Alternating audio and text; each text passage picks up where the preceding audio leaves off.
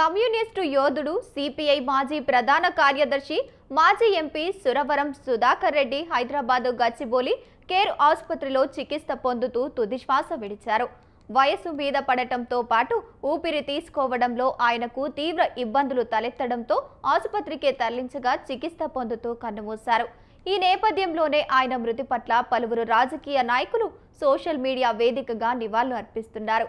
ఈ క్రమంలోనే సురవరం సుధాకర్ రెడ్డి మృతి పట్ల ఆంధ్రప్రదేశ్ ముఖ్యమంత్రి చంద్రబాబు నాయుడు ఎక్స్ వేదికగా తీవ్ర దిగ్భ్రాంతి వ్యక్తం చేశారు.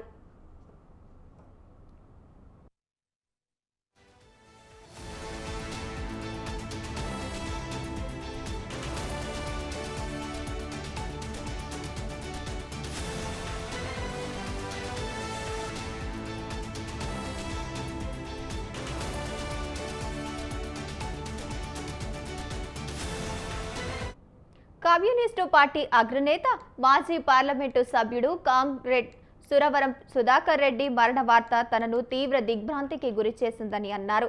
అనునిత్యం ప్రజల గురించి ఆలోచించి వారి కోసమే పనిచేసే సుధాకర్ రెడ్డి ఇక లేరంటే నమ్మలేకపోతున్నానని రాసుకొచ్చారు. సమకాలీన రాజకీయ నాయకుడిగా ఆయనతో కలిసి చేసిన పనులు రోజులు గుర్తు చేసుకున్నారు. కమ్యూనిస్టు పార్టీలో అంచెంచెలుగా ఎదిగి సిపిఐ పార్టీలో జాతీయ కార్యదర్శి స్థాయికి సురవరం చేరారని కొనియాడారు. ఏ పదవిలో ఉన్నా విలువలతో రాజీ పడకుండా పనిచేసిన సురవరం సుధాకర్ రెడ్డికి ఘన నివాళులు అర్పిస్తున్నా. వారి కుటుంబ సభ్యులకు నా ప్రగాఢ సానుభూతి వ్యక్తం చేస్తున్నాను అంటూ సీఎం చంద్రబాబు ట్వీట్ చేశారు.